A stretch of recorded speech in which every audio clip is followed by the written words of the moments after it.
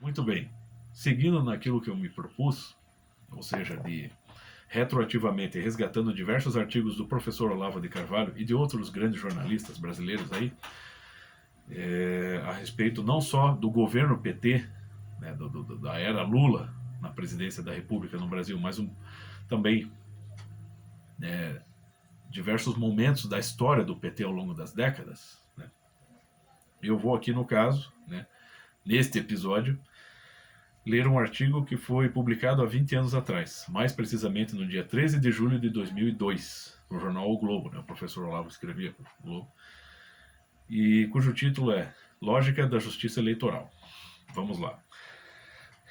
Há fortes razões para crer que o PT tem conexões íntimas com as FARC, né? Forças Armadas Revolucionárias da Colômbia. Portanto, com o narcotráfico internacional que subsidia o movimento comunista desde a década de 60. Né? Então ele cita aqui uma referência bibliográfica, Joseph Douglas, Red Cocaine. Um grande livro sobre esse tema. Há indícios significativos de que é um partido revolucionário, organizado em moldes leninistas e dotado de um braço armado, o MST, que vem preparando seus militantes para desencadear uma onda de violência no momento taticamente propício, ou seja, a vitória do PT nas urnas naquele momento. Né? Mais profético que isso, impossível. Ambas essas organizações parecem estar bem articuladas com a nova estratégia cubana de revolução continental alardeada no jornal Grama. E a aplicação dessa estratégia no Brasil está, ademais, num estágio muito avançado, se comparada com a preparação das revoluções anteriores registradas na história.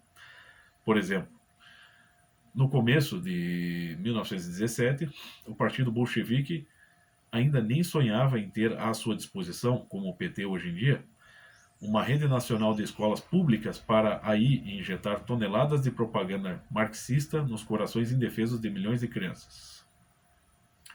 Nada disso é opinião.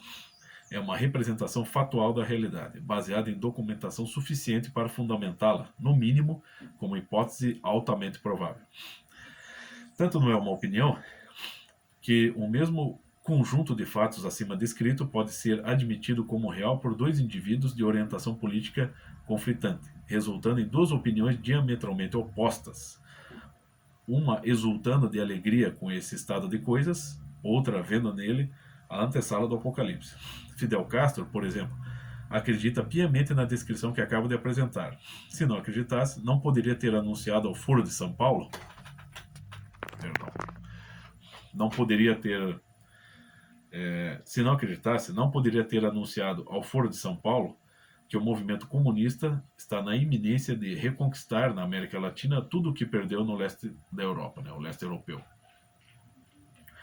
Ele e eu estamos, portanto, de acordo com os fatos. Podemos divergir apenas na opinião que temos a respeito. Uma opinião é um juízo de valor. Duas pessoas só podem ter juízos de valor diferentes quanto a uma coisa quando concordam substancialmente com a mesma descrição factual desta coisa. Caso contrário, sua divergência não seria de avaliação, seria de objeto. Um juízo de realidade pode ser validado com provas e documentos que o confirme integral ou parcialmente.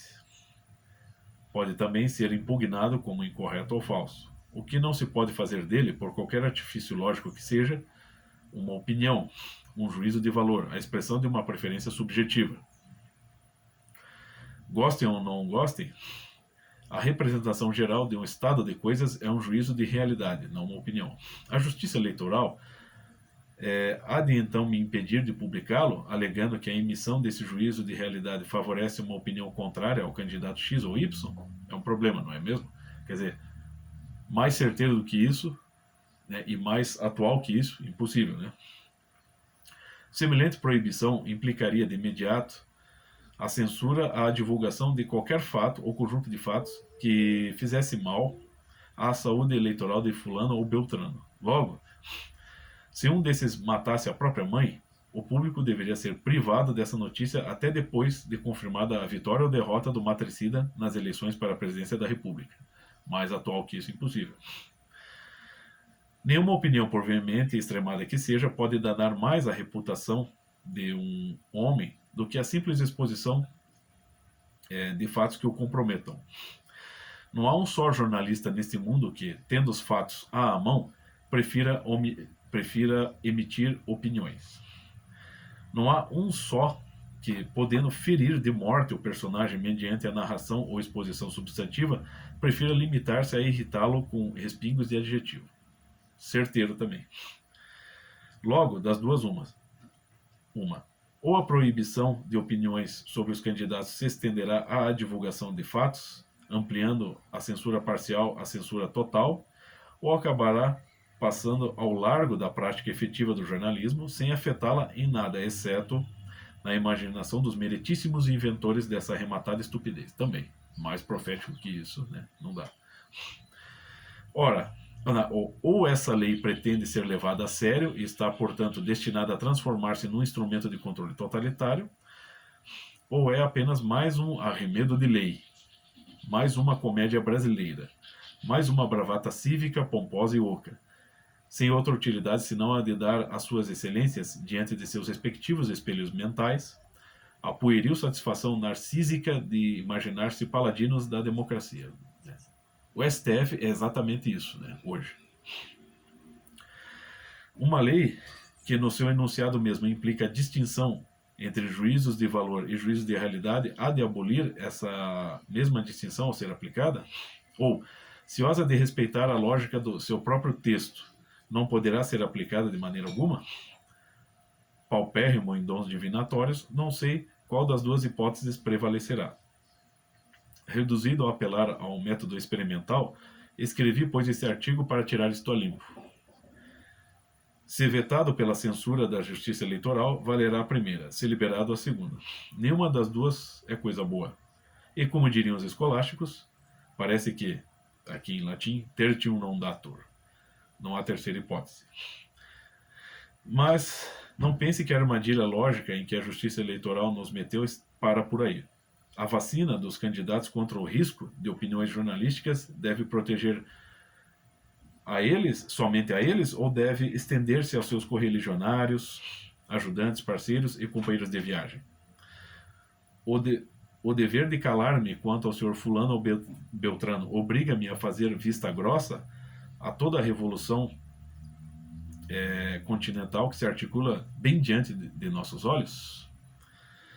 Devo abster-me de tocar no assunto durante 3 meses inteiros, sabendo o que significa, para os condutores de um plano revolucionário, o benefício quase divino de estarem protegidos de observação crítica durante um só dia?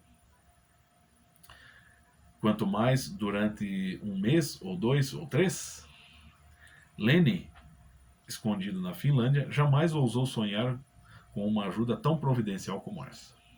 Quer dizer, mais atual que isso é impossível. Então, as previsões do professor Olavo aqui foram certeiras. Ele não tem dons divinatórios nem proféticos, mas, né, como um gênio intelectual que sabe buscar, que tem um comprometimento, né, que tinha esse comprometimento com a verdade, né, sendo um ex-filiado ao Partido Comunista, tendo participado intensamente de tudo isso, e sendo também não só um estudioso, mas uma testemunha mesmo ocular de tudo isso, ele de fato foi capaz de colocar num breve artigo uma série de previsões que se confirmam hoje. Esse artigo é extremamente atual. Ele está praticamente falando, está praticamente detalhando as consequências do que estava sendo articulado naquele momento, descrevendo as consequências daquilo que estava sendo articulado lá atrás e que está acontecendo hoje.